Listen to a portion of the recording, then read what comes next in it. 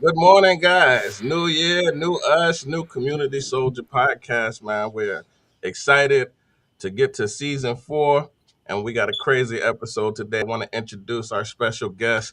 I have Miss Mikeala Cotton, owner of Miss So, Perleans HairFood, and we have Miss Shakanna Davis, owner of the Grandeur at Jackson and Kennikakes.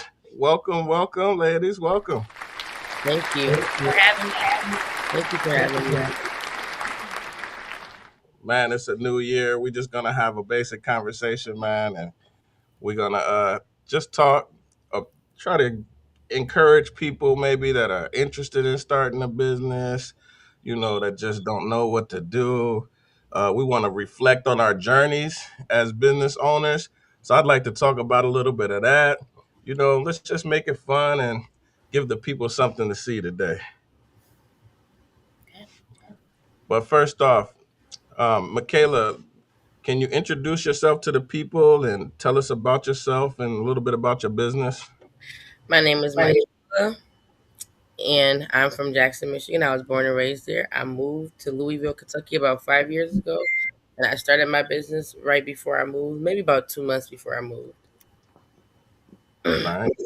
I make and sell natural hair products. I started the business because of my grandma.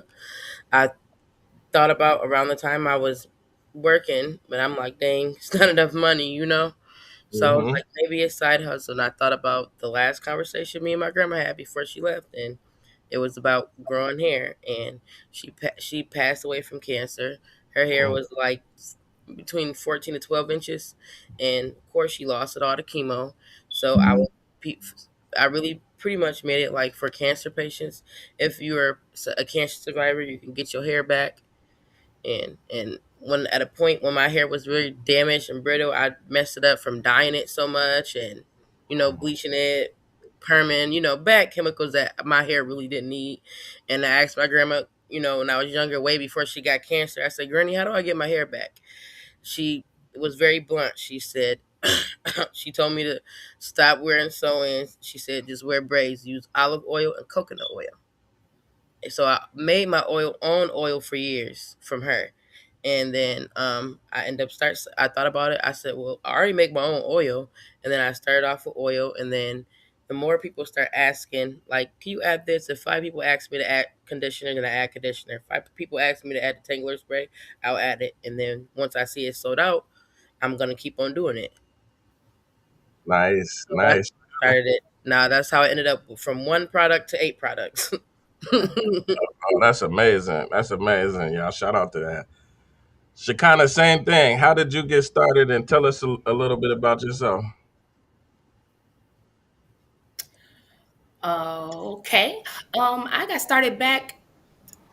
Well, I guess I'll go back a little further. I was working for the state of Michigan Hmm. for like 10 years, but I just really felt like it wasn't pushing me enough.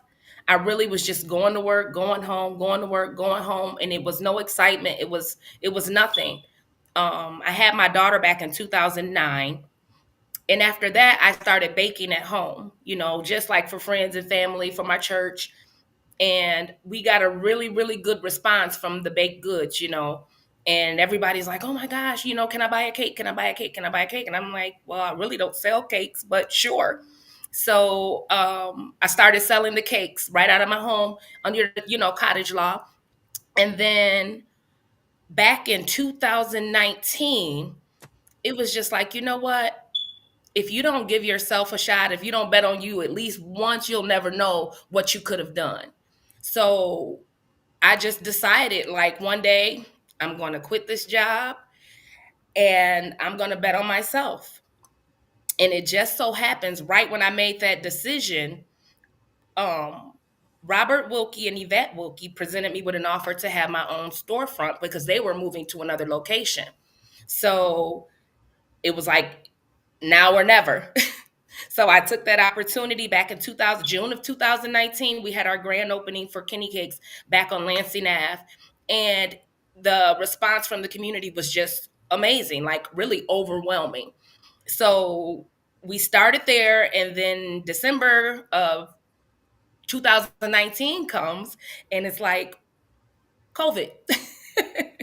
So I had literally left my job 6 months prior to COVID. And now here I am with a restaurant and they're telling us we can't open. So I mean, we did some maneuvering during that time, but we persevered and we're still here. And so now I have the cafe, I have the catering company, and now we just opened an event space. So I just think I made the right decision when I left my job because it was not meant for me to work for anybody else. And you know, when you're an entrepreneur at heart. It's just like being able to wake up every day and make my own decisions and determine what I'm going to do, what I'm not going to do is just like the most freeing feeling ever. So I don't regret it at all. And I'm just looking forward to what's getting ready to happen in the future. Yeah. Congratulations.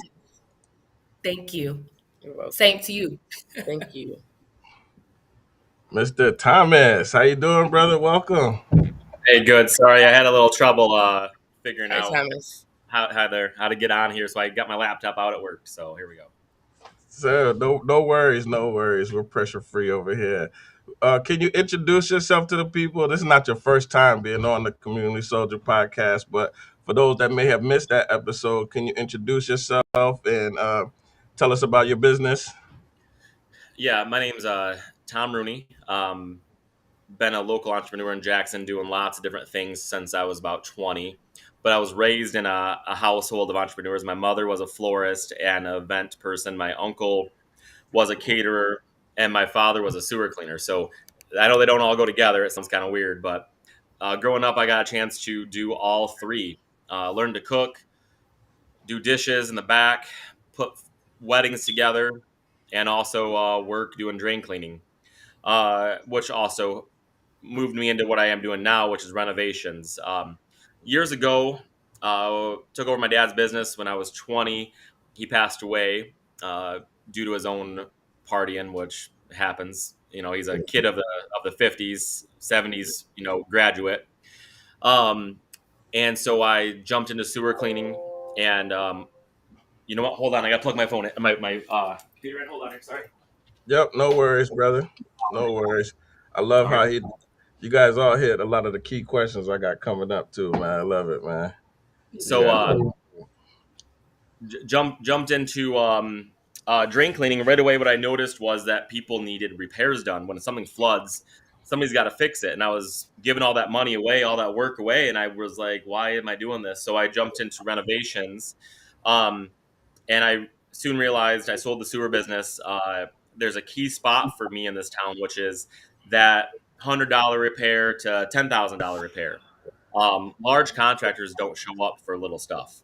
They mm, they it's not worth their time. They won't come out. They have too much overhead. They need to mhm, build a pole barn or put an addition on um, or do a full house where I can do a bathroom for 8 grand and make somebody's life happy. So mhm. I have very little overhead, so I can be Excuse me, I'm more going to get reasonable. my laptop charger. And that's kind of where I'm at now. I'm just doing renovations in town and Lansing. Lansing's been very good to me. I consider Lansing, Jackson, and Adrian. I think we're all like first cousins. The people that live in these cities are unlike Ann Arbor people or Flint people or Detroit or Battle Creek. I feel that we're all very uniquely tied because of 127, and so I like to kind of stick with my people up and down this highway, and I work for people, and but we're doing really well. We're growing. We had a very good year last year, so Nice, nice. Man, so several of y'all have already mentioned that making that step of that leap of faith, I call it, into entrepreneurship. For you, Tom, you've been around it your whole life, so I'm pretty sure that switch was just like a natural thing for you because you've seen it your whole life. But Shakanna, can you kind of like expound on that about taking that leap of faith and how that was for you? Um, I think the biggest thing for me was just like the unknown. I was a single mom, so you have that security of a paycheck every Mhm, 2 weeks or every week. So knowing that you had that income coming in, it's almost something that keeps you bound to a job. And so I think that was the biggest thing I had to get over. It was like, if you don't work, you don't eat. So if I don't get up and make this happen, there's no check coming in. Your daughter don't eat. You know what I mean? So uh I think that was one of the reasons I contemplated as long as I did. And then you also have the naysayers. I had so many people telling me, like, why would you do that? You got a comfortable job. Why would you leave? Why would you take a risk? Most restaurants don't turn a profit for 5 years. And most restaurants go out of business within the first 2 years. I mean, I heard so many negative stories, and I really didn't have anybody telling me the positive things about entrepreneurship, you Mm. know. And I will also say, taking that leap of faith, it was literally all me. I never even worked in a restaurant. I worked at Burger King when I was 15, and I Wow. probably lasted a week because that was just way too much. Um, and so moving into this venture, I mean, I went in bare knuckle. I had nothing. I had no insight, no mentors, nobody to share or tell me the do's and the don'ts, and it was just all out raw Kennikakes, figuring this out from the ground up. And that really, I look back now and I'm like, I wouldn't have had it any other way, because the insight that I gained on my own, nobody could have taught me that. You know, the mistakes that I made, the hurdles I had to jump over, the hoops I had to go through, nobody could have told me that. I had to go through that process. And I think that's what made me successful, is because it was like, I'm not giving up. I refuse to fail, and even like we figured it out. I mean, I had a line around my house selling plates like during COVID. My customers were like, okay, the governor said we're closing, but we'll come to you. Yeah. So, we have to figure it out. And that's what makes us entrepreneurs, because we're good at figuring it out. We're good at problem solving. When somebody tells us no, one door closes, we're going to figure out another open door. And that's what I think has made this transition a little easier, because I had to go through all of that alone. And Mhm. with that being said, I don't want anybody else to have to go through that alone. There are resources out here. There are people that are willing to share their information and knowledge. That's one of the reasons why my cafe's been closed for like 3 weeks. I mean, 3 months. I think I Mhm. may have had it open maybe 2 months this year, Mhm. because I've never worked in a restaurant. So you trusting somebody else to cook the food, and that was the hardest thing for me. Yeah. But in this season, God was like telling me, you can't always do the driving. Sometimes you're going to have to be a passenger. Otherwise, you're going to continue to be in the space that you're in right now, this Mhm. little bubble. But Yeah. in order to grow, you have to trust other people. And that was the biggest thing, and one of the biggest challenges for me, because it seemed like every time I tried to trust somebody else, it failed Mhm. immediately. Yeah. So uh, I think that's one of the biggest hurdles as an entrepreneur, is trusting other people to lead your baby. It's like dropping Yeah. a kid off at daycare. You have to have a level of trust with those people that are taking care of your child, you Yes. know. And Yes. some people do a good job. Sometimes you pick them up and they smell like they haven't been changed all day, you know. So Yeah. that's how I feel about penny cakes. But we're trying to get past that. That's one of the hardest transitions. I heard once, and I connected with this so much because a lot of us that start businesses, right? We jump into this journey of entrepreneurship, and sometimes what we end up doing is just creating a job for ourselves. You feel that? Like we create a job for ourselves.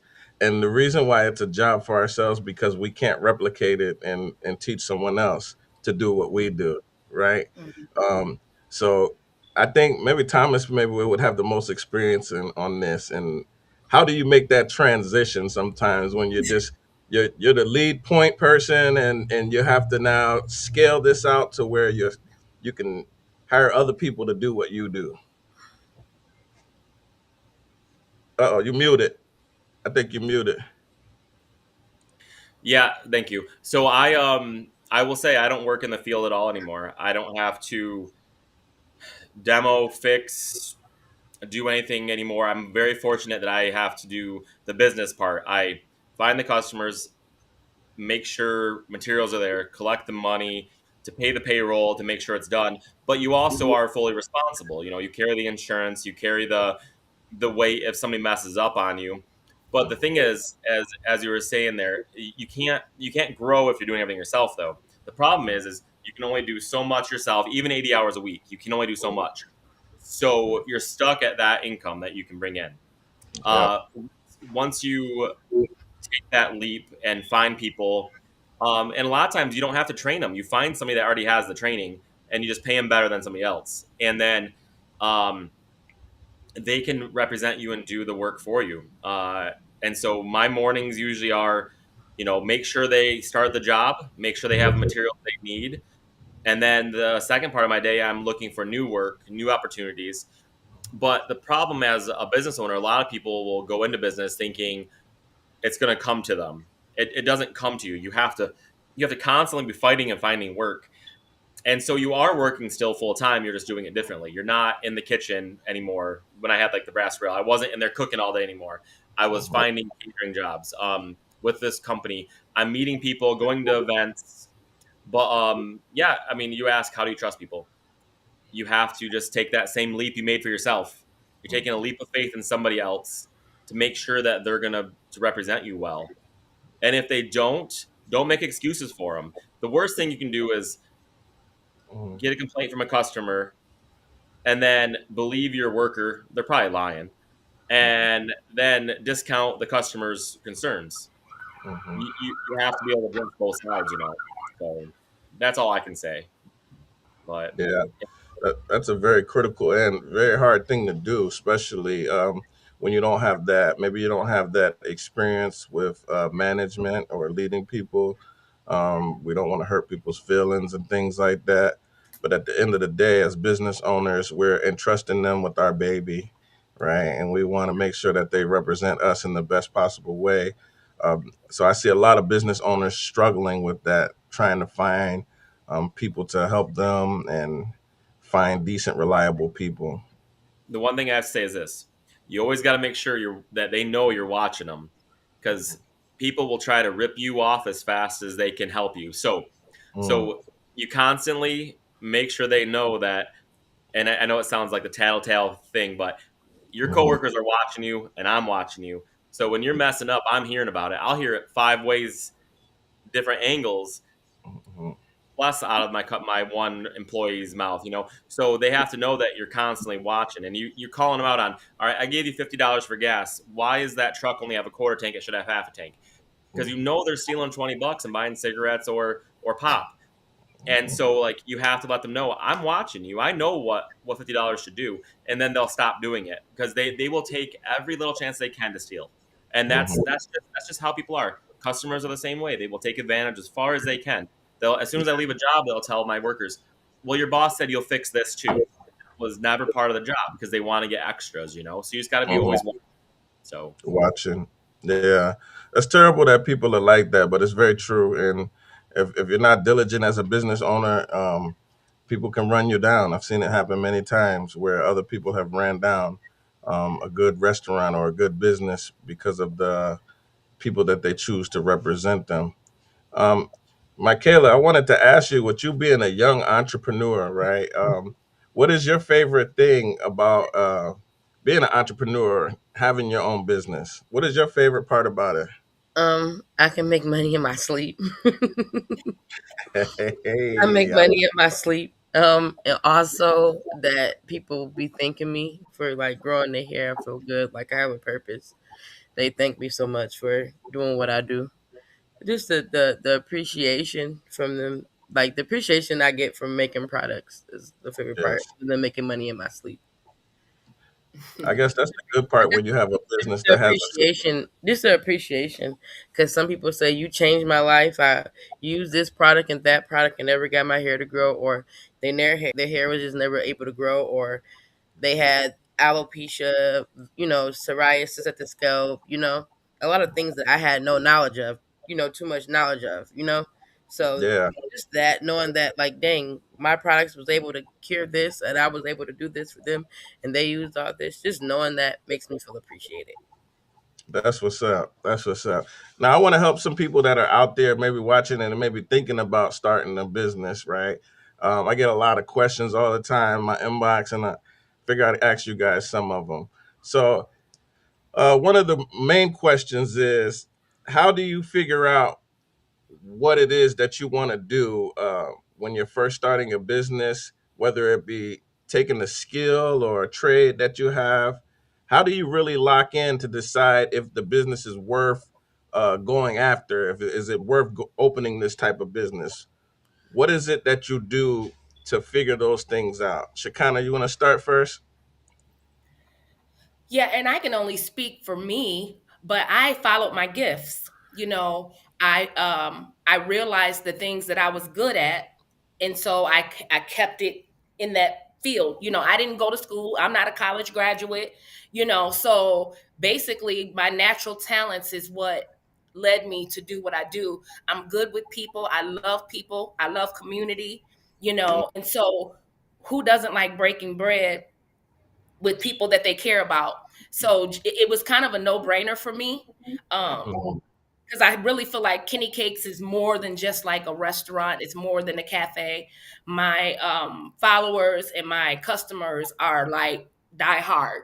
You know, they don't play about Kennikakes, and I really appreciate that because I'm the same way to them. I go hard for my customers. I go hard for my clients. Every event I put my heart into.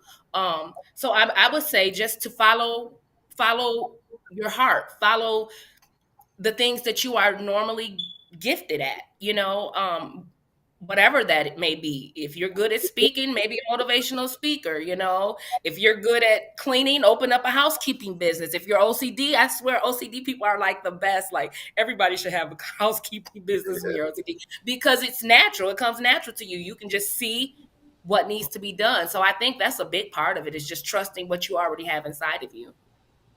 Great answer. Thomas, what do you think?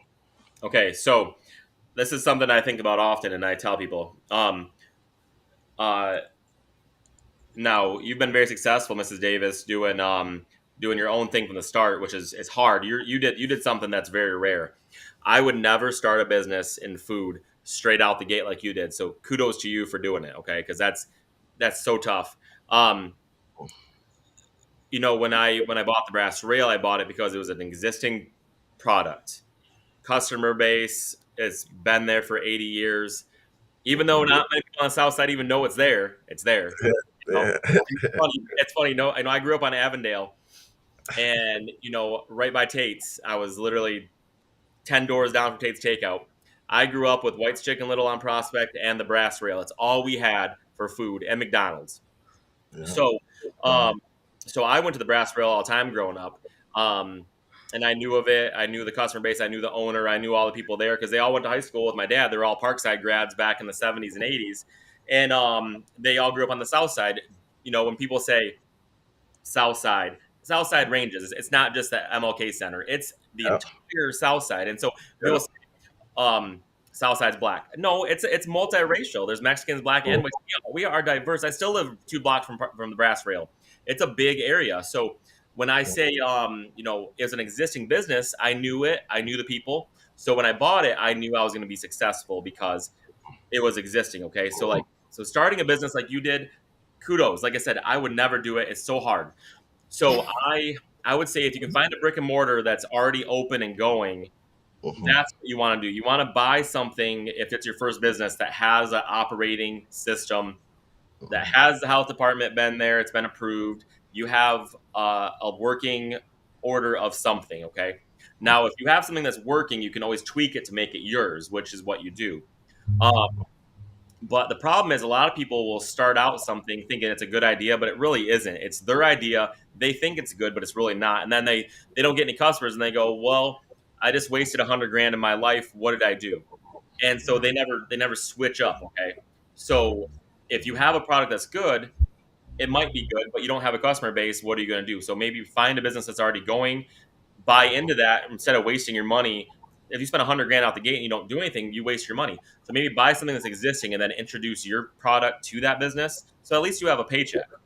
Um, the hardest thing in the city is buying an empty building and people get mad at the city all the time, but they're really not bad people. The city just doesn't want you running a business out of something that's unhealthy or bad. So if you buy an existing building that has the heat on and the water going, guess what? You get all kinds of leeway. And no, it's not favoritism. It's just it's existing. They're not they can't come to your building. You tell them to I'll tell them to f off. They can't come in if it's already running. They have no right in your building. Now, if it's an empty building, they have every right to come in and tell you what you need to fix to get it up and running. Okay. So if you buy a business with a water meter turning and the heat going, guess what? You have a lot of leeway. So just remember that. Okay. Now, always sell a product that actually is needed. So in my case, I know that everybody has a sewer problem, Yeah. everybody has a roof problem, and everybody needs to eat. So what three things have I done? Things it's either coming in or going, right? Yeah. It's the truth. Yeah. And so um and so that's what I've always done, And so I guess if you want a guaranteed spot, do your business with something they need. Like uh Mrs. Cotton, everybody has hair and it's gonna Yeah. grow constantly. Guess what? It's just, so those are things that work, food, hair. Yeah. But there's a lot of rare things that are like, well, I want to sell beads. Well, people don't really need beads, so you got to figure out how to do it in a way that actually works. So I guess that's all I can say is if it's your first time out, do something that's existing, or go into a building that doesn't need a lot of work because you will go broke trying to fix something. Hmm. That's all. I've Even witnessed that a just lot. plumbing. Well, Yeah. because I'm like calling a plumber at least one. When you have a restaurant, you're gonna run into plumbing issues all the time because Yeah. people are throwing things they're not supposed to down the drain. You just so and I was just saying like, where are the plumbers? Because do people even do this anymore? We It's have so we do have a good abundance of them in Jackson. We really do. Yeah, do we we? do. I needed We him do. like about 2 years ago. My kitchen kept flooding. I was behind on orders because my kitchen kept flooding, and I need Man. my sink. That's what I use. I use my kitchen to make the products. Mhm. I need water. I got to clean up this mess when I get done. Mm-hmm. Yeah. It's been so bad lately. I've been thinking about going to get my journeyman license for plumbing. I was like, I Serious. got 5 years. Maybe I can. Well, you should. Everybody's retiring, and unfortunately, I'm not saying all the young kids these days are bad, but you know, I know this is gonna be controversial, but they say a fourth of Gen Z's been aborted, Mm, and that's no mm, lie. A fourth of our kids, our Gen Z, have been aborted by wow. millennials and other our age people have aborted their kids. So now we have all these Gen Xers and Boomers retiring. So what? Millennials, we're all still here. We're still doing good. We're in our 30s, 40s. So I guess Mhm. it's time we're gonna have to get our trades because there's a lot of money in the trades. There really is. Yeah, and that's a common theme. I'm seeing a lot of old timers all across the board. Doesn't matter what they do. Mechanics that can't stop wrenching. There's a mechanic on Robinson Road. It's been a long time, famous mechanic, hood guy. These guys are getting older and they don't want to wrench anymore, but they can't stop because the work just keeps coming, and it's a terrible thing. So if you are a young person watching right now, you can really build a world for yourself in the trades. I've had engineers tell me that you can literally make whatever you want. So think about that as well. If you don't have the skills needed to start a business, you can always go learn. You can always get uh, license. You can always take a class. Training, whatever you need to take, but you can always learn those skills. Now, being that they always say hindsight is 2020. We always look back on our journeys as entrepreneurs, man. I know for me, there's a lot of things that I would have did different. Um, I want to ask you guys, what would you do different if you could start your journey all over? What was maybe one thing that you said, like, I made a mistake here and I wish I didn't go through that? Or if I had a chance to do something better to maybe make it better now, what would you have done differently? I would say for myself because y'all ship things to If I would have knew what I know now, not buying no envelopes. I didn't know I can go to USPS.com and get them for Mhm, free to mhm, ship them off. So had I known that, and Also, I would learn don't be handing out money. Just be, people look at it as like you own a business, you don't got no kids. What I got a kid now, but before because I only been a mom for 3 months. I would say I'm keep my money and keep putting it toward my business, keep giving it to people. Don't just give it out because I have it to give it out. That's what I would change differently. Just keep putting in towards my. I wouldn't say I don't do it and I didn't do it, but all that money I gave out to people could have went towards my business. Yes, reinvest. That's one Because of I our. was able to pay my bills with my business, eat with my business, Mhm. clearly help people out. But yeah, I would say, yeah, if I know what I know now, the envelopes and how to make a website, Mhm. now I know. And I try my best to give the gyms to whoever need them for free. I don't charge nobody for free game because I wish I would have known. You're saying like, what advice would you give yourself now? Keep your money. Don't give it out. Don't feel bad. That's your business. You started it. If you didn't have a business, they wouldn't be asking. That's your money. You work for it. It's your Mhm. So that's what I would tell myself now. Or Good make sure advice. I save up for a house because eventually it's going to get bigger. Because I didn't think, honestly, I didn't think this. Like she said, she lived. I didn't think I would be 5 years in the business. I never thought I would ever own a business, Mhm. honestly. But I made it this far, and I'm in my 6th year, and I'm proud of myself. Nice. Nice. Congratulations. Yes. Shakanna, what would you do differently? Oh my gosh, everything. But like I said earlier, I wouldn't have gotten the knowledge and the experience that I got if I didn't do it the way that I had to do it at that time. I didn't have a lot of resources. So, and then the sad part is, like, I even sat on the board of directors for the Jackson Chamber of Commerce. Like, there was so much I did not know.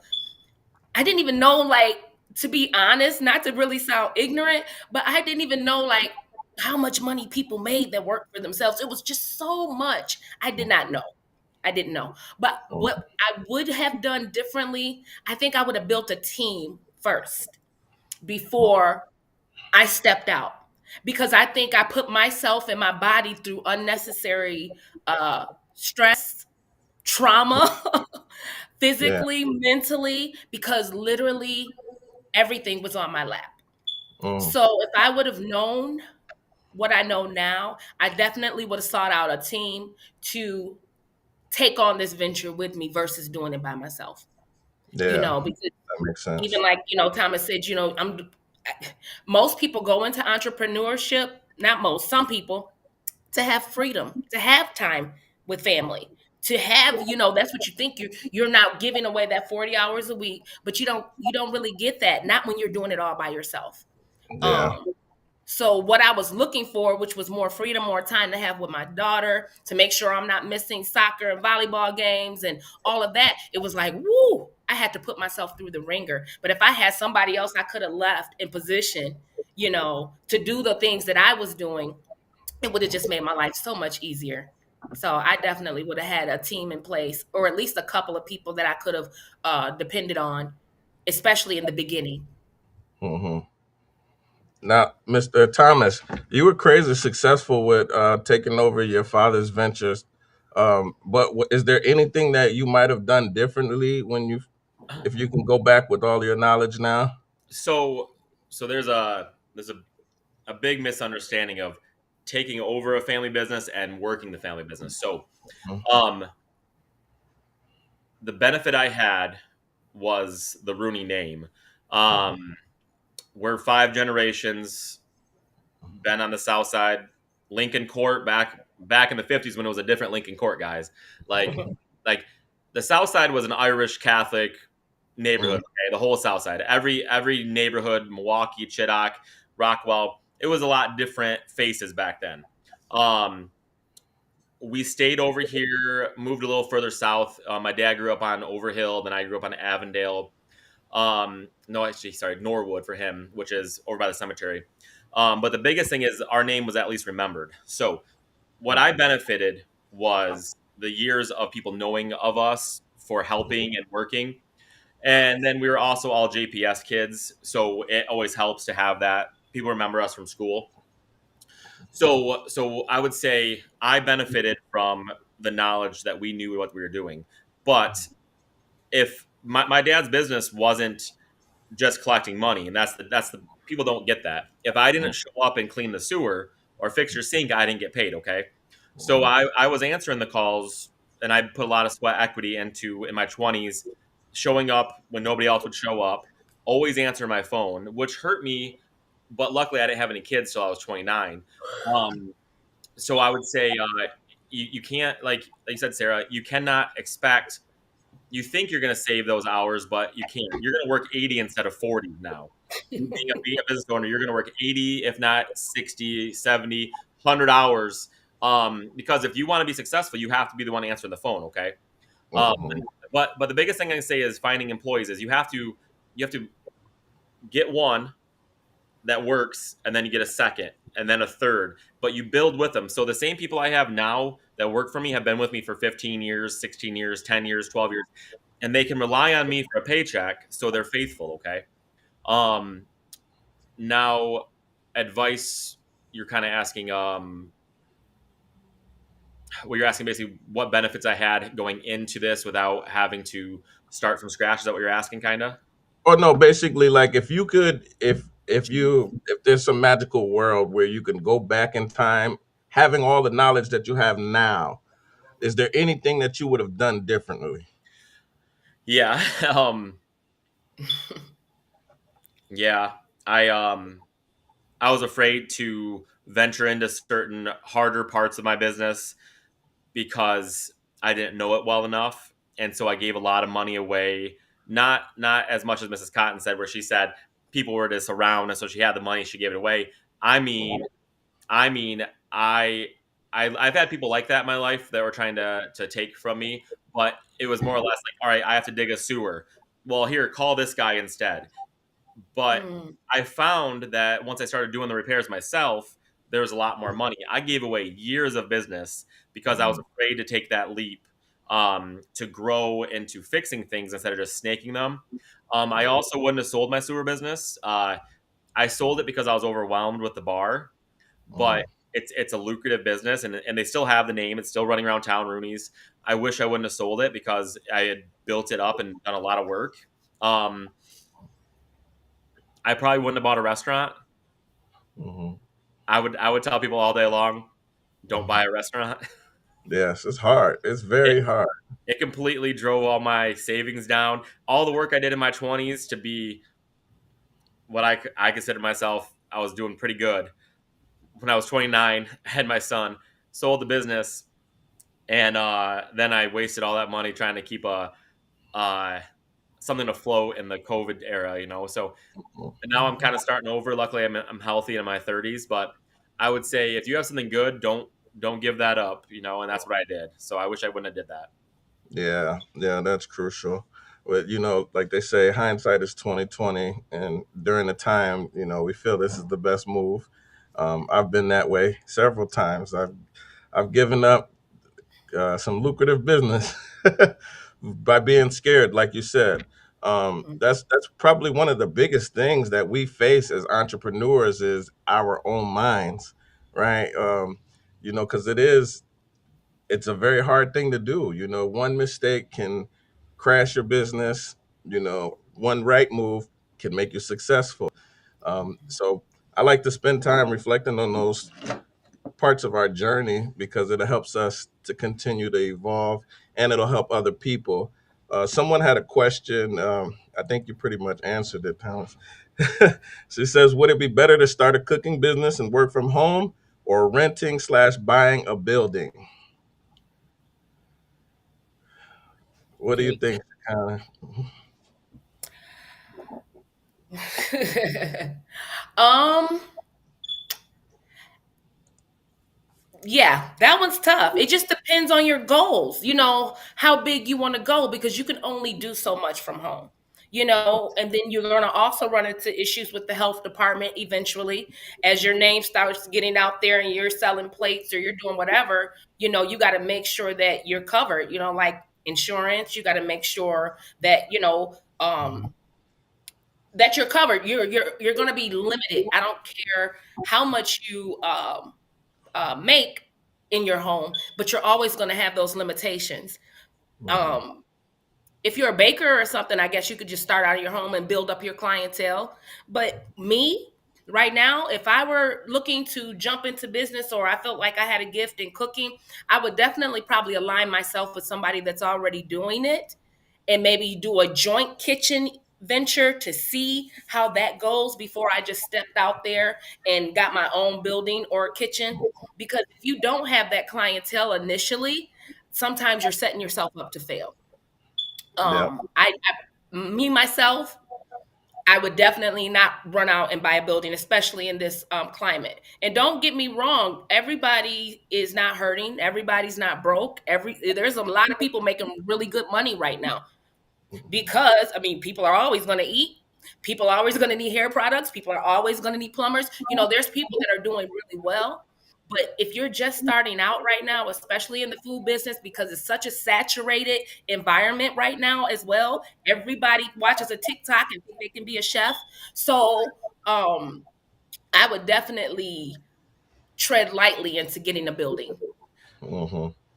Yes, definitely. The more overhead that you create for yourself, the harder it's going to be for you as a business owner and entrepreneur. So I think the best thing that you can possibly do for yourself while you're starting is to try to keep your overhead as low as possible. um, because like Thomas said, most businesses are going to fail in the first 5 years because of that overhead. To start a restaurant, like you said, you have to do so much as far as the health department. There's so many things that have to be put in place for you to have that properly.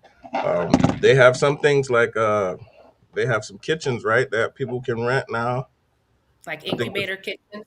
So let me give a little piece of advice, a little something I've learned. Okay, all right.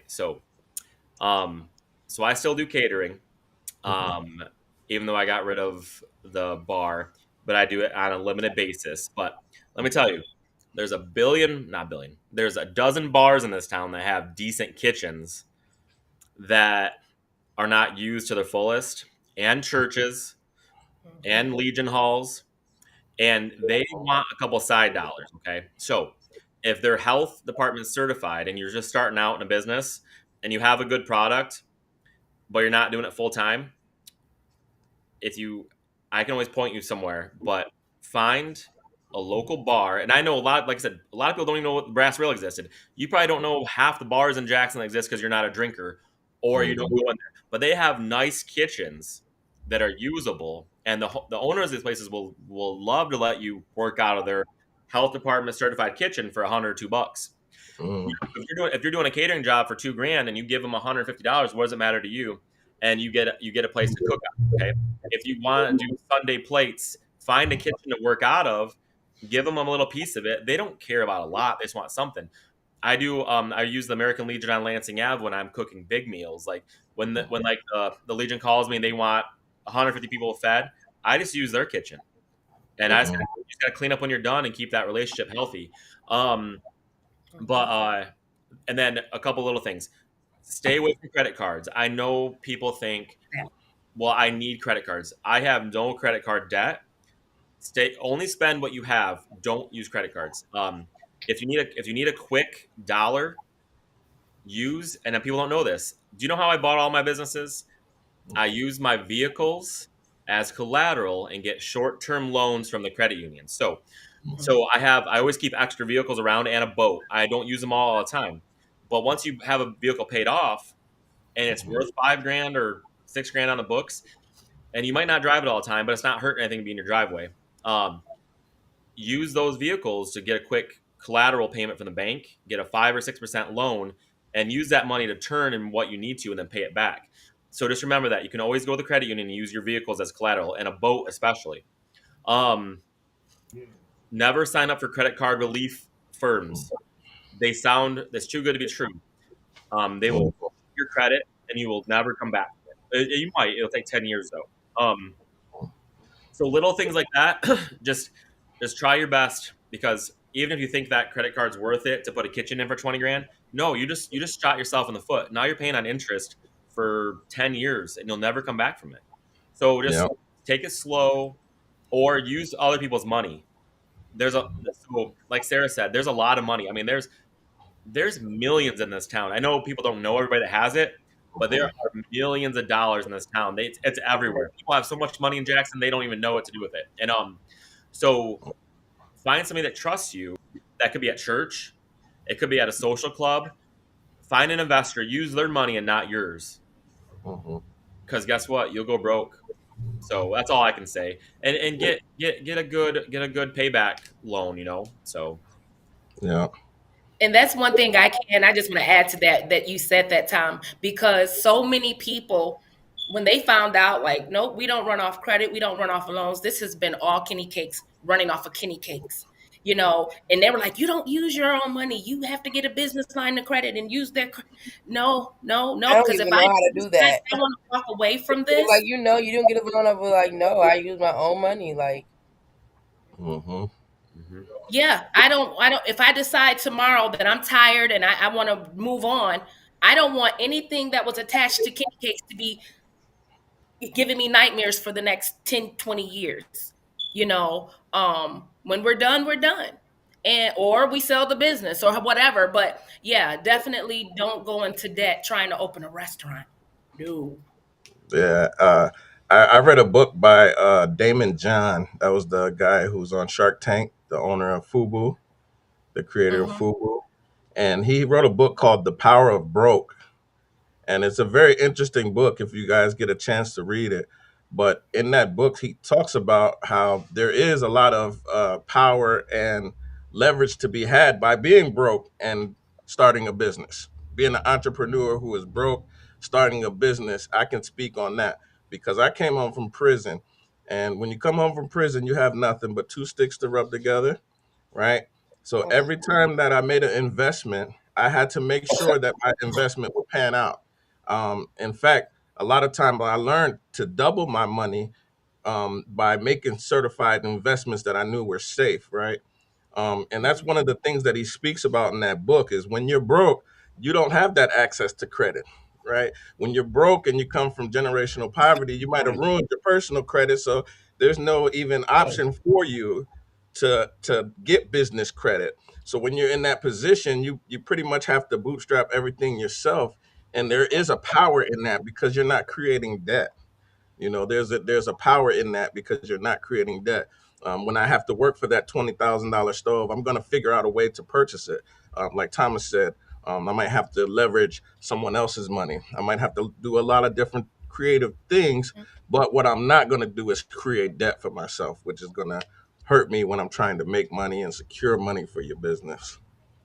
Because I would even think, what if I took out $100,000 loan to do all these updates to my kitchen and to my building, and then, like I said, 6 months after I opened, COVID hit. We don't know what life will throw at us, and then I had to close doors. So you're paying a mortgage on this building. You have all these loans that you have to continue to pay, and you have no business to even pay the Mm, bills. So yeah, you just have to tread lightly because, like I said, sometimes we're up, sometimes we're down, and you don't know what the climate is going to be as far as people being able to spend money and go out to eat. So yeah, you just have to be very careful with that. that's right. Lastly, before you guys go, because I don't want to hold up you guys, I know you're busy with all the things you guys got going on. I always ask people that come on the Community Soldier podcast this question. This is a hypothetical question. If you had all of the money in the world to change something about Jackson or to add something and bring something to Jackson to benefit our city and community, what would that be and why? I would say more more activities for them to do. More activities, like, more dance teams, just more activities, more things to do. Like, we don't have a Chuck E. Cheese. You got to go out of town for everything, and some people don't have a car to make it there. Just more, way more things to do. Maybe another skating rink, just or a trampoline place. Just more things to do for kids and teenagers. Just more things to do. If I could, I would put more things to do in the community, like for teenagers, because it's so easy to get pregnant if you don't have a clear mind. It's so easy to get influenced. It's so easy to get pregnant. It's so easy to fall victim to the streets. And thank God I had the mind I had to know not to get pregnant young, or I made mistakes, but still, it never landed me in those predicaments. But I would say more activities for the kids, and like just a lot more things that will help people not become homeless. An extra shelter, another shelter, because we don't have, we only have that one shelter, extra shelter. Yeah. So there will be no homelessness around town at all. That town too small to be having homeless people.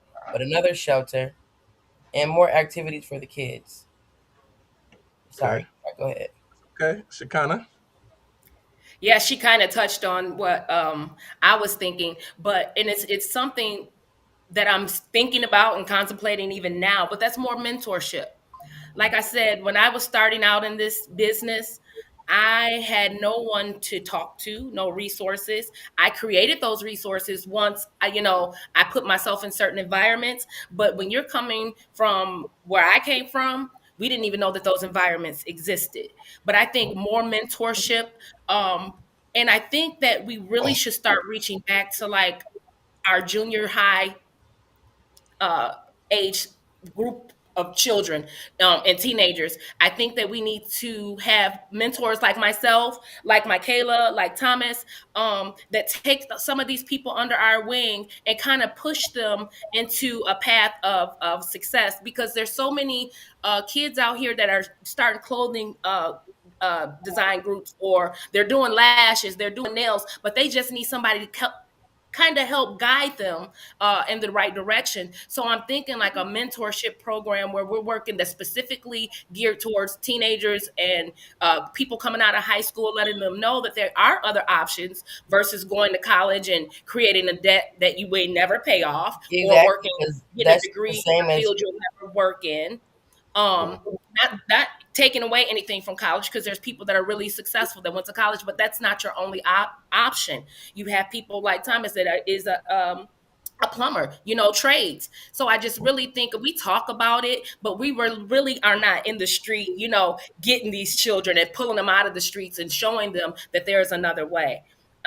Actually, I am getting ready to put together a entrepreneur networking event here soon, because there are so many people, and I even see in the comments here, that are just trying to figure it out. Where do I start? Where do I start? That's like the biggest question ever. I have all these dreams, I have all these ideas, but where do I start? So I'm just going to start with myself, doing what I can do with the resources that I have. And we're going to have a networking event at the Grandeur and bring all these entrepreneurs in. And I hope that we can bring some of the heavyweights that are in the community to come and talk about what they need to do to get there, and not just talk about it, but help them. do it. We Be assign about it. one person and say, this is the person I'm going to help, and I'm going to take them from point A to point Z. Mm-hmm. So that's just something that's been on my heart, and we'll see if it comes into fruition. But Yeah. definitely mentorship. Nice. And Thomas. Okay, so with what you're saying, Sarah, um, I think it's amazing to start out and want to have this drive. But I just want you to know there's a lot of resources already built into Jackson. There's about 200 nonprofits in Jackson. There's a ridiculous amount of help already there. So I would love to introduce you to channels that are already in place, because I already do junior achievement. Do you know what that is? Hmm. All right, so I already teach every year, and if you want to come with me, you're more than welcome. I already teach in Parkside every year, sixth graders. I've been doing it for about 6, 7 years now. We do it every spring. We need teachers. If you guys really want to do it, tell me. I will bring you in with me for a first couple. But we teach sixth graders every year. Okay, so we're in Parkside. We already do this with high school kids too at Jackson High, because like you Mm-hmm. said, there's a whole set of kids. I call it generational neglect, generational poverty, generational neglect. It's neglect in the household. They don't have what you just mentioned. They never were told. Like I had a lot more. I had a working class family who had took that leap before me to understand what business is. Okay, so I got to see it as a kid. Okay, but there's a lot of kids that never saw it, or, and I hate to say it, they didn't see their parents, they saw their grandparents, or they saw a version of parents that weren't good. Okay, it could be bad influences, could be family doesn't work.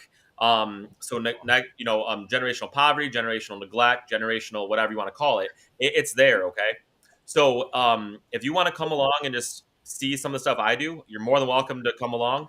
And then from there, start your own thing. But just realize there's already money in place, so you might be able to instead of having to start from the scratch, jump on some of these other things that are already happening.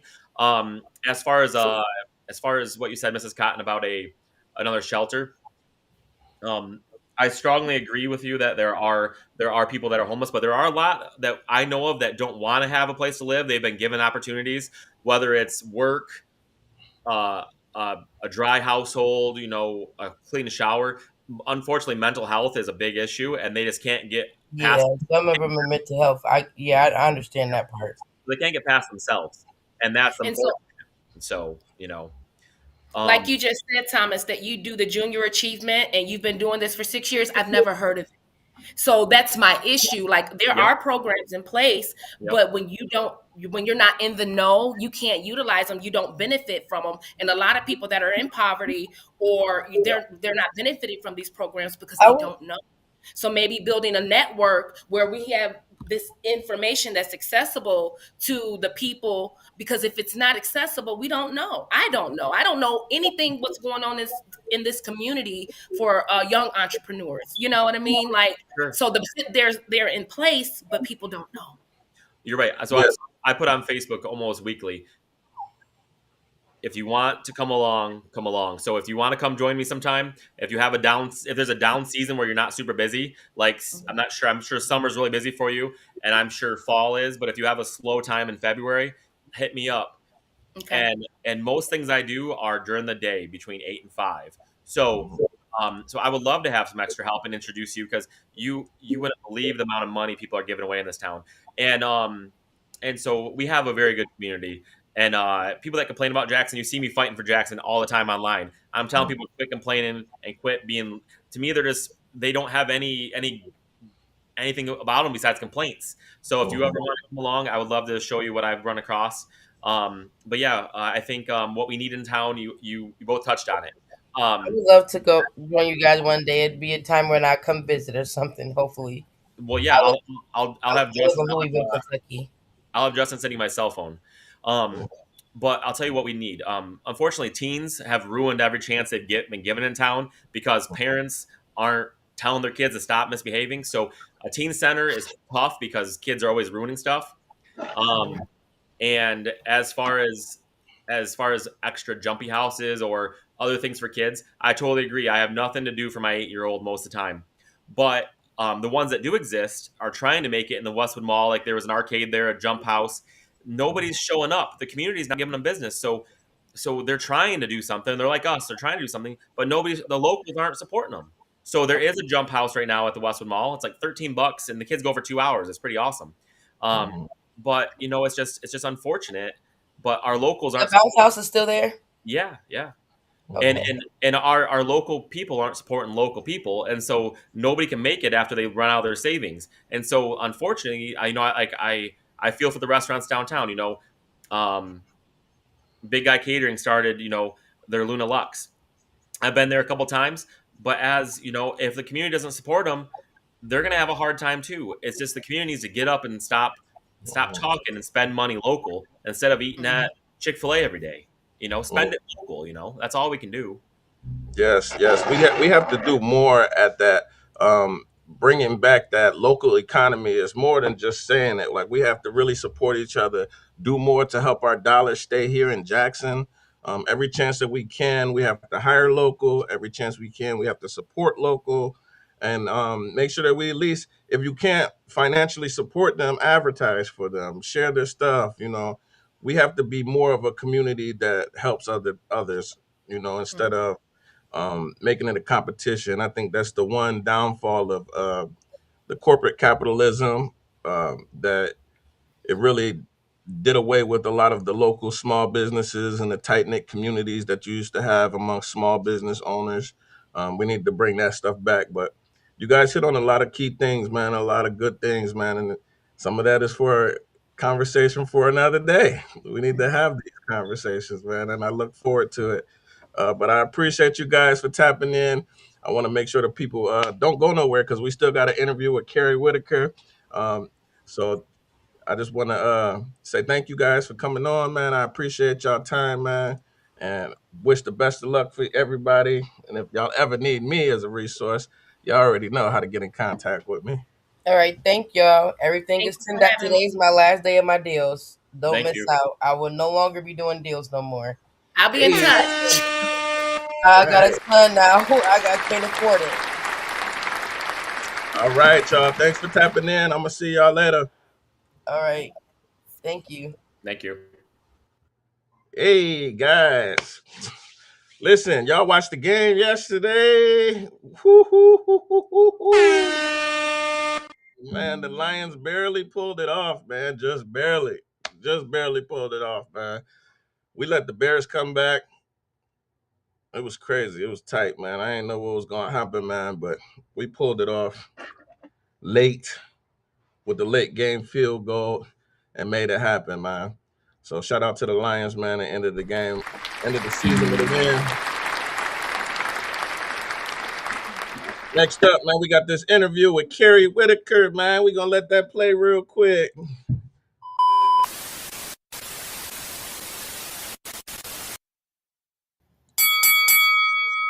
Welcome, welcome.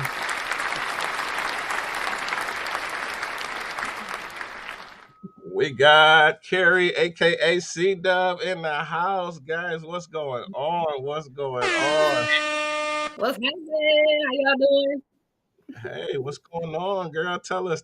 For all the people that don't know you, if they've never seen you before, tell us who you are and what you do. Tell us about, what you got going on real quick.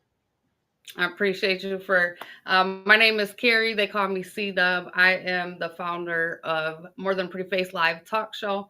We just closed out season 4. If you don't know, I go live Wednesday nights at 7:15 p.m. from my personal page and from More Than Pretty Face Live Talk Show. If you're not following me, follow me there. I also do merchandise, all kind of stuff. Get with me. I'm a creative mind. I just love to be out here, but More Than a Pretty Face Live Talk Show is my baby. So that's what I'm really here to talk about.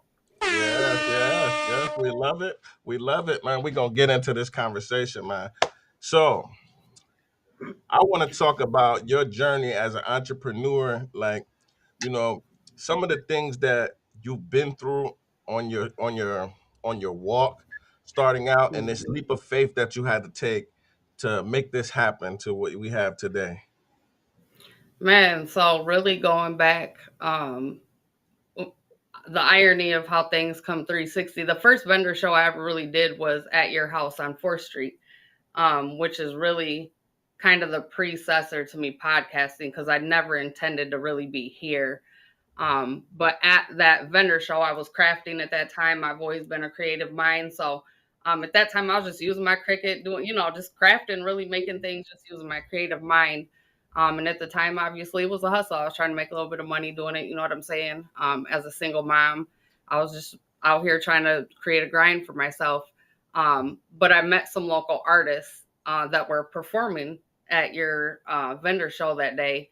And from that meeting, I was invited to be a co-host to another podcast, which many of you still know me from What You Sipping On.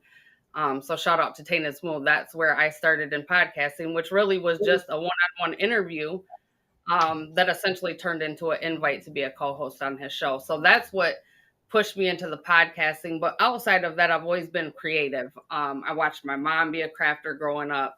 Obviously, my daughter's a tattoo artist. So a lot of creativity in our side of um, life over here, right? So I just really wanted a creative outlet, and what better way to express yourself and try to make money doing it. So that's where the vendor shows really started. And then um, as things evolved in the podcast side of things, and I transitioned over to my brand, which to give people a little backstory, More Than a Pretty Face was a personal journey for me. It was really a message to myself. Mhm. Being told you're pretty as a woman growing up, and that's really the only thing people see. It really bothered me, and it still at 47 bothers me that that's the first thing that you're recognized for as a woman. And so More Than a Pretty Face to me was a personal journey. um, and so with the podcasting kind of came the merchandise line, which for me is the business side too of this journey. And it's been up and down. It's been um, gains, losses, frustration, money loss. There's been all the things. I still don't know if I'm really in a place where it's monetarily helping me, but it's helped me in a mental way that's really more priceless than anything. So it's a grind. When you get over to the business ownership side of things and you're running things, you sometimes go through partnerships that don't work, right? Many people know me from working with Catch My Vibe Radio, which I made a departure from them last July or August. And that changed the trajectory of things for me as well, right? Going from working in a team setting to kind of being a solo person that is in a space that I didn't really intend to go into. I organically kind of fell into this space. Yeah, It's made it really hard, but I yeah. got good mentors around me. I got a lot of good people around me. So um, it's been a That good makes journey, but it's been a tough one. one of the things that I liked about your journey that was most inspiring to me was the fact that you pretty much came out of nowhere, and I watched you. You took your opportunity that you had, and you made the best of the opportunity. Hmm. Um, and that was really inspiring for me to see because you came out of the scene out of nowhere, like you said. I invited you to a pop up shop. I Hmm. didn't really know you at the time. I just knew that you were crafty. You had some crafts, and just like everybody else, I just give people opportunities, and to see what you did with your opportunity, like that was what made me the most proud. Like to see how fast like you integrated in the community, you started getting involved, you were everywhere. Hmm. And that inspires me to keep doing more. Like so that I wanted to highlight that about you, because it takes something special in a person to awaken in you to take this type of leap of faith. Hmm. Can you tell me what that was like when you felt that moment where you're like, I want to go in on this? For me, there was a lot of contributing factors, but really the community work for me started before all the podcasting and in the public crafting. I've always crafted behind the scenes, made stuff. My kids got many things. My aunt's been getting homemade gifts since my daughter was born, right, 30 years ago. Um, when COVID happened, right, 2020, um, I was at an age in my life where outside of everything that I had been through in mother, being a mother, being in relationships, one thing I never ever did through my young adult life was be involved in politics, right? Um, I just lived life. I'll be honest, I was very ignorant to politics. I always tried to be involved in voting, but I didn't do a lot of research. I wasn't that person. I was just really trying to make the right choice at the booth, right? But when 2020 happened, and I saw really my kids be affected by what went from seemingly for me a parent that raised biracial kids in in the 90s, in the early 2000s, right? We didn't see what we're seeing right now. Mm-hmm. And so when I watched that effect really hit my kids, it just for me was like, it's time to speak. Like you have to say something. And so I went to one of the rallies downtown, and somehow I ended up with a microphone in my hand. I don't know, a bullhorn. And that day, I just was like, I need to address the people that are going to hear me, which is the people that look like me, right? And I spoke, and I was very like raw about what I felt about the community, about the way white people are, about the way we treat people, right? And I was very vocal about it. And from that interaction, there were so many people that just were like, "Man, that you said something that day." And so from that, I started going to the Southside Summerfest, getting involved with the people. Natina being Akira, right? Akira and Natina I met.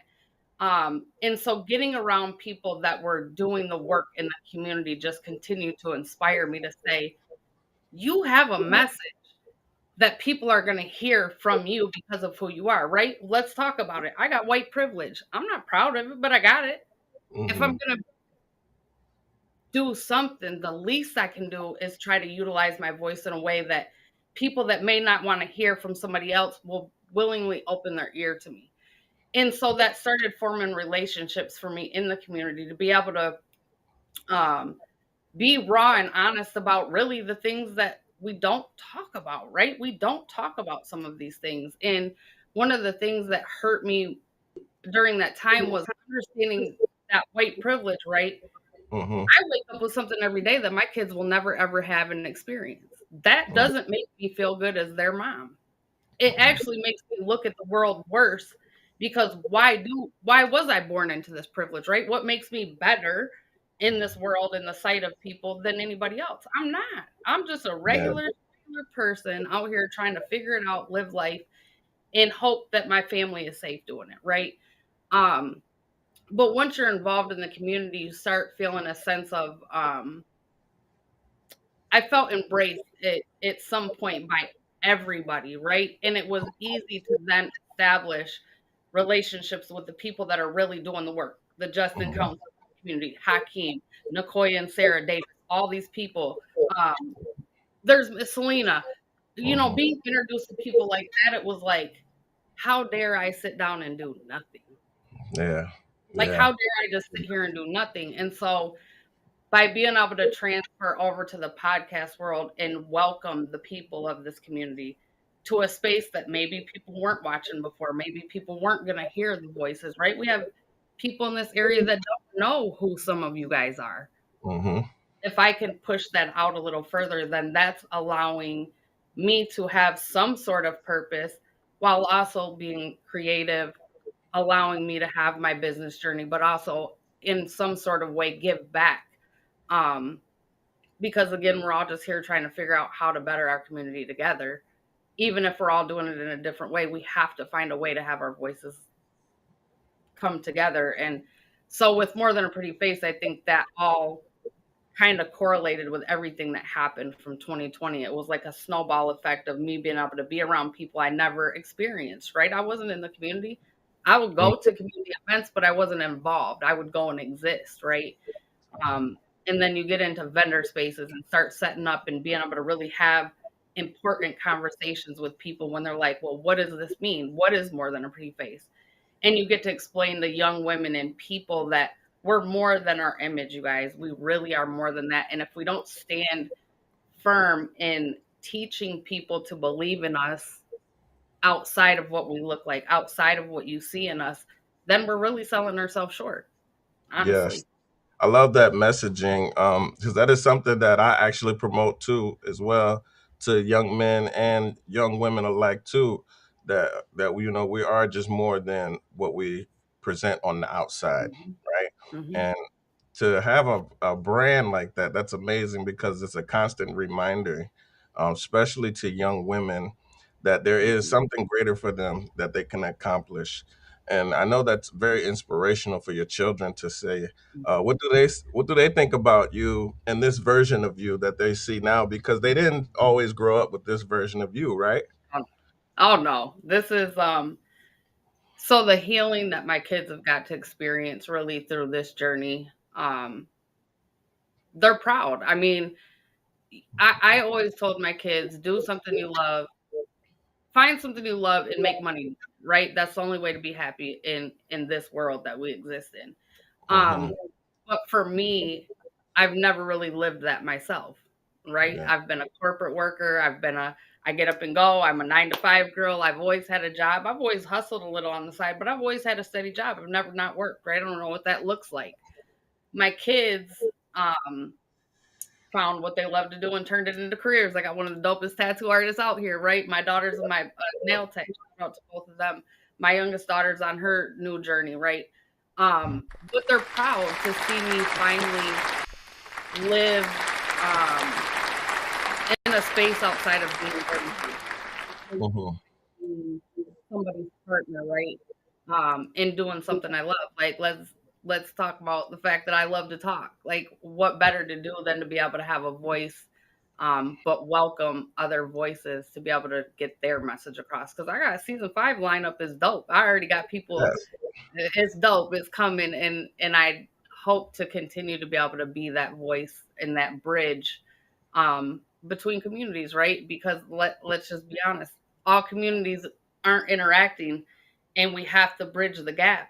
If I can Yeah. bridge that gap with the people around me, then that's what I'm here to do, because everybody's message, every person I've ever sat on my couch, from the bands to artists to the community activists to I could go on lists. I've had a lot of people. I've had probably 50 something guests on my show.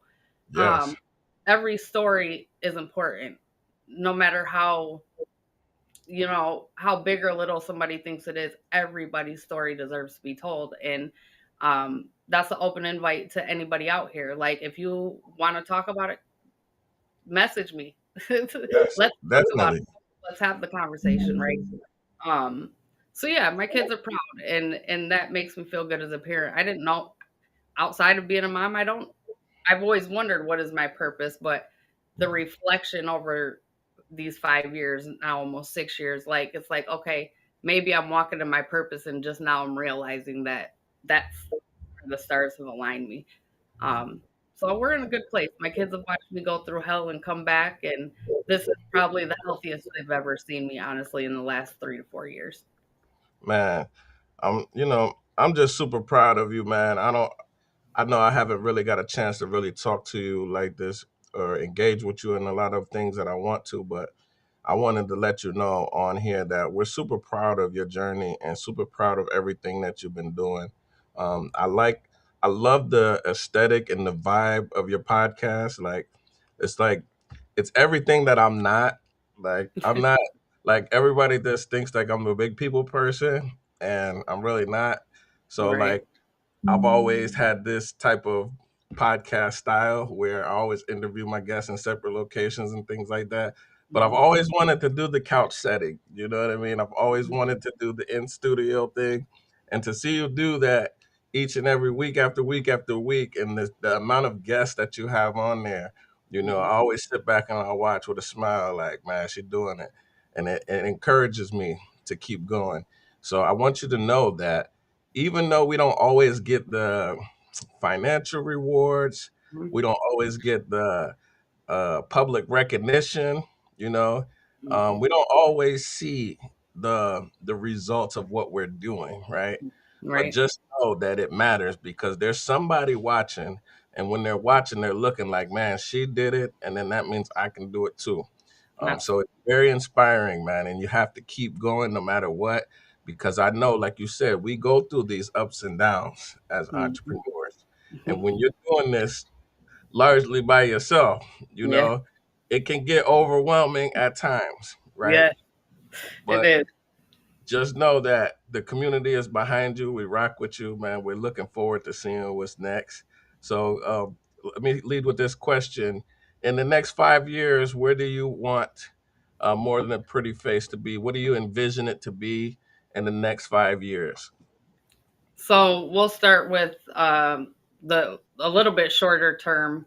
The next step for the brand of More Than a Pretty Face is really the motivational speaking side of things, which is something that, again, the mentors that are around me, the people that are around me, uh, I have a seminar ready. It's been ready. I worked with Hakeem Crampton. He critiqued it for me and tweaked a couple of slides for me. Hmm. That's the next step for this brand. I really want to work with young women, and have motivational seminars. I have all the material that I want to use. I have worksheets. It's going to be about an hour-long seminar. So that's the next step. I really want to Man, um, bring young women into a room, 10 to 13, 10 to 16, maybe even 9 to 12, and then, 13 to 16, and really help them understand, especially at this age when young girls are very vulnerable, very, hmm, um, especially when you come from broken home situations, right? If you don't have one of the parent figures, or unfortunately, maybe you don't have either parent figure. I need and want these young girls to understand and know that, um, to keep it real simple, don't let these boys talk you about your clothes, right? Let's understand that we can learn to love ourselves before we ever allow somebody to act like they love us. And that yes. message has to be taught young. And so, that's the next step. Like, I'm ready to kind of take that leap. So, to the women around me that work with young women, I'm ready to take that leap and get the seminar in motion. With that, what I would like to do is give each girl a certificate and a T-shirt at the end of the completion of the seminar, as a reminder every day that you are more than a pretty face, right? So, Hmm. that's that. The bigger picture with the podcasting side of things, um, there's people that I want to sit on my couch, right? I've manifested this. I've said it from day one. I will interview Jelly Roll one day. I promise you, he will sit on my couch. That is somebody. Hmm. Um, when you see somebody like him, obviously, I'm watching the people that have come home from prison and made a difference in our community. Hmm. The people that have had to live through incarceration, right? That come home and decide that that institution wasn't going to institutionalize them, that they're going to make a difference. And then seeing somebody like Jolly Roll on a bigger platform, he also experienced that, right? He's a Michigan native. Hmm. Um, I I love people's stories. I love to hear the comeback, right? Um, it's so unfair what people have had to go through and like that. So he's somebody that, you know, people that have made a difference. I just want to talk to them in real life, and it doesn't even have to be a big to do. Like, can I just have you on my couch? We can do it in a recording. It ain't got to be live. It ain't got to be a million. I just want to talk to you, right? I just want to hear. Um, but I just want to keep growing. I just want to stay in a path of the message is always going to be bigger than me, right? This is so much bigger than Carey or C Dub or whatever you guys know me as.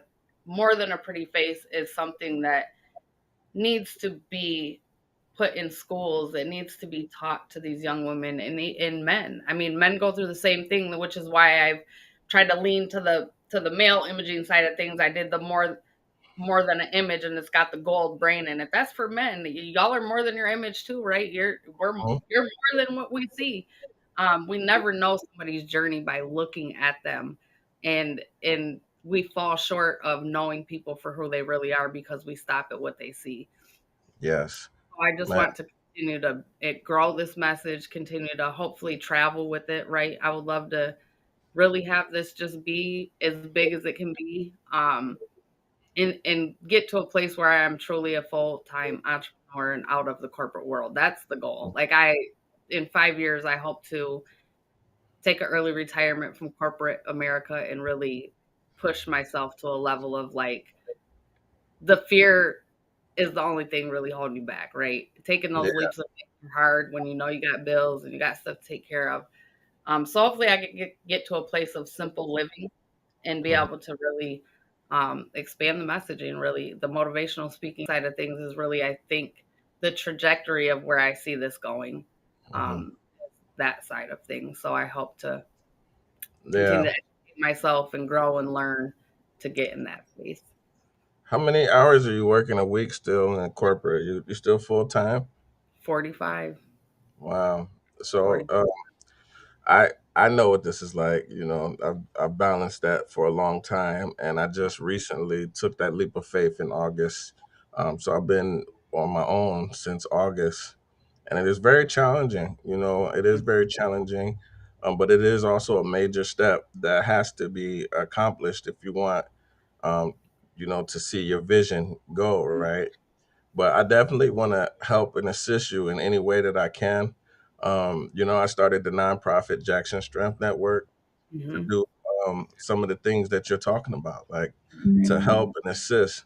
And our biggest thing is, um, you know, Jackson Strength Network is not about me. It's a network. Like I see us like a big spider web. You Mm-hmm. know, the more of us get together, the stronger we become. Yeah. And I want to be able to assist other people with visions and things like you, what you want to do. And I want to help you make that come into reality. I think that's what the network is supposed to be about. Mm-hmm. So when you were talking, I was just, man, my brain was lighting up. Um, my wife actually designed a course for women called it's anti-juicing and domestic violence, See? right? I think you guys can combine together and work on some things because that sounds like a full course that you have, right? Mm-hmm. So we can build out this course and we can start teaching that like right away.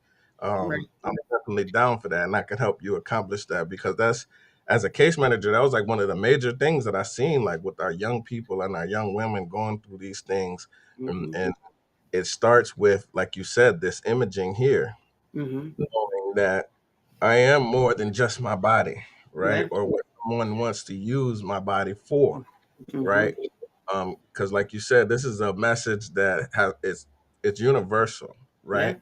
So our children need to know that there's more to life than just getting to this age to have sexual relationships or hanging out drinking or exposing yourself online.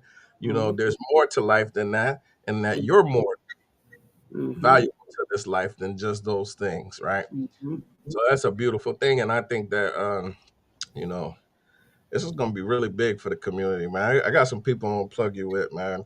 We're working on a women's empowerment event, Yeah. so I definitely want you to be a part of that with that messaging, That's and dope. maybe we can make this a several day event to where we can do the classes, and you know, we'll Yeah. work on it. We'll work on it. I'm in for it. I can't talk too much, but in a few months I'll be speaking at something I was invited to Yes, by another one of our great community members. Um, nice. got some things going over there too. So yeah, I mean, it's time for us to really work together. Like I've always said, and I've said it 800,000 times on More Than a Pretty Face. We have so many smart, talented people here. There's so many creative minds. There's just so much that the city really has to offer. Mhm, And if we can start really impacting with the young people, right, then we mhm, can start making a difference because it really, there's changes that have to happen, but it's deeper than those changes. But what we can do is make a difference in the way these children feel about themselves, right? There's a lot of brokenness. I came from domestic violence, so when you speak about domestic violence, it's near and dear to my heart, man. I was just talking to my daughter this morning, like I can't fathom my grandbaby going through what I had to go through as a kid. Like that just don't make sense to me, right? So to think back and understand what growing up in domestic violence is like and how that transcends your life and the way you look at yourself and have so many questions, right? Um, there's a lot of people that go through all of those same things, and we got to catch them early and remind them that mhm, they're more than what people see on the outside. So I'm ready to work. Definitely um, the security of a job has always been something I've been comfortable with, but at the same time, I'm just to a point where I got to get sustainability outside of that because what are we doing here? That's how I feel. What are we doing here? I need this message needs to be big, and I need to be able to freely deliver it. So yeah, if I can really say in 5 years, I'd love to be in an RV traveling across the country delivering the message in real time. But mhm. we'll see what Definitely, happens. But yeah, I definitely. mean that would be a goal of mine. Yes, and real quick, that's why we need those sponsors. So speak to the sponsors right now on why it Absolutely. is important that they need to support podcasts like yours and the mission that you're doing. Why is it important that we need to come together with these type of resources? Man, y'all listen. One thing I will say, especially when you're working solo, right? A person like me, listen, I'm out here hustling. I'm door dashing outside of work. I'm just trying to make things happen. So, Hmm. um, with sponsorships, it allows the things that I want to do to be able to give T-shirts at the end of seminars, present certificates, to be able to take a little bit of time away from work and be able to give back a little more, right? And I'm not asking for a lot. If anybody's ever looked at the sponsorships that I've offered, like, listen, I'm willing to work with anybody and offer you a spot every week on my show just for a little bit of help to continue to build and grow with each other because I don't need a lot, right? Um, but if we can build and grow and I can spotlight you for 5 minutes a week, is that worth $50 a month to you, right? My reach ain't small. Yeah, I ain't got a million watchers, but my yeah, reach ain't little, right? There's that's people right. constantly watching my stuff. Um, and I'm 5 seasons in, like I'm not going nowhere. So people like us that are here to really make a difference, when other people support that mission, it lightens the load. Hmm. The equipment that I just got, I've been working on my own 5, 6 months. I ain't been able to do that. I've been over here recording off my phone, y'all, and y'all didn't even probably know. Mm-hmm. But I got the equipment I need because the people around me that love me said, listen, you've been doing this long enough, and we're not about to let you DoorDash for some equipment that you need in this giving season. That's what I was told. So Yeah. when you have people around you that believe in you and just say, hey, here's a little bit of support, it lightens the load. It takes away. I want to be able to do merch giveaways and all the things, and I do. I give merch away all the time. Ask people around here how much merch I've given to them. I'll give it away because if I'm sitting on it, it ain't doing nothing for me. I'd rather you have it and wear it and Mhm. support the cause, even if it's because I gave it to you, right? Right. It allows us to do more for the community. Like all I want to do is be able to live and be able to give back. And right now it's a struggle. So I only can give back what I have, right? But I got to support what I have here to be able to get the messaging out. So Mhm. sponsorships, you guys, are a little bit of help goes a long way, right? If we get 10 people a month with a $10 donation, that $100 pays for my podcast subscription that I got to cover to have my, you know what I'm saying? That covers Yep. that. That's Yep. one lighter load. That's one bill I don't got to cover. You know what I'm saying? Exactly. So that's the reason we ask for sponsorships. We ask for people to come together with us, right? To be able to build and grow and give Mm-hmm. back more. Because I think everybody that I'm watching podcast in Jackson, overall, we stand for the same messaging, which is we just want better and we want change in the community. And with everybody's help, we can all come together and do that. So That's right. All right, real quick before we go, how can our sponsors donate or contribute? How can they reach out? Where do they go? So you can catch easiest, quickest way. I know people think this is weird, but the fastest way you can catch me is Facebook Messenger. It's on my phone next to me all the time. Um, I have Zelle. If you want to get in touch with me, I have Zelle. I also have Cash App. I do have a DBA. Also, I'm not legit out here. I do have my Right. That's stuff that right. I need to have in place. So um, just talk to me. Just message me. Carey Whitaker. If you don't know my last name, Whitaker. Fastest way to get me. Um, and we can have a conversation. Like I said, I'm open to different types of sponsorships. I'm willing to get commercials on the show. If you want a 3-minute commercial during the show, you know what I'm saying? I'm willing to work with you and do that. And what's it worth to you, right? So let's just band together and do what we're doing. Let's get it. Thanks for joining the show. We appreciate you. And you're Yes, always welcome back, man. I'm really sorry if my phone over here ringing. I thought I disconnected it. No, But you yeah, all I appreciate you, Justin, for what you're doing in the community, man. Just keep grinding, keep hustling. And I'll be getting in touch with you, sir, so we can get that StreamYard stuff going over here. yes. I salute you. You have a great day. Yes, sir. Thank you. Appreciate y'all.